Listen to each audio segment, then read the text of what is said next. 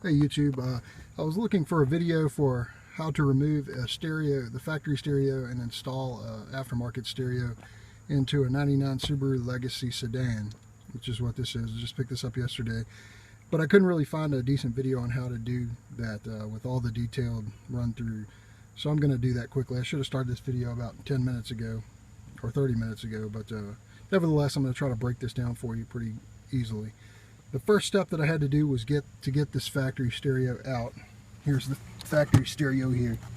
So this is what it looks like. It was in there, right there. Tapedeck radio, little cup below. So anyways, first step is to remove this. There's going to be a cup holder right here that you just push in, and then it will come out.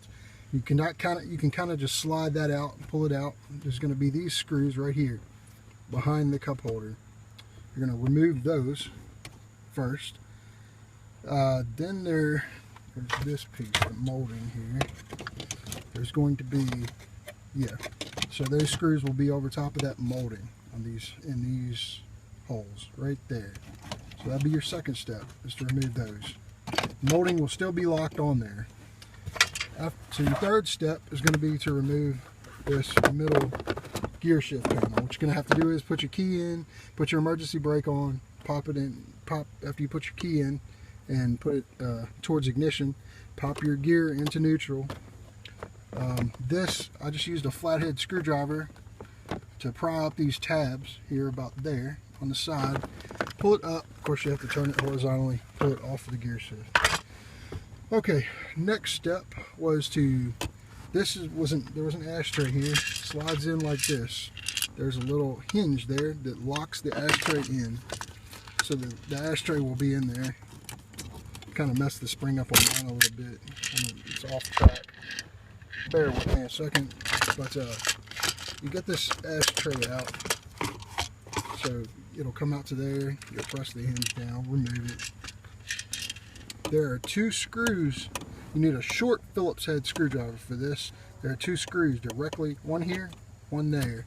You have a little room to get your screwdriver down in there and pop it up this way to remove these screws, if you can see that. I'm not sure if there's enough lighting there or not, but there'll be two screws there. Then this just basically loosens up like that. Then this molding that was right here will come right out. There will be a little wiring harness right there for the cigarette lighter. Two parts, one on left and one on right. It was the white wiring harness on the left and the clear wiring harness on the right. Once that's removed, that molding will just come right off.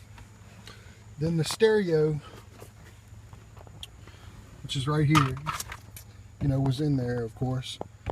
So there are 1, 2, 3, 4 screws on the outside that are right there in plain view that you'll have to remove, Phillips head screws.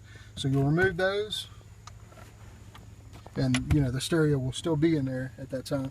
Then there are two more screws, one there and one there.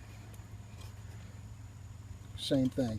You'll just need a longer Phillips head screwdriver, and once you get those out, the stereo will come right out for you. You can put it in your new kit or whatever. I'm not sure if mine's going to fit right or not, but we'll see, and we'll see if I have to get a wiring harness or whatever. But that pretty much takes care of getting your old factory stereo out.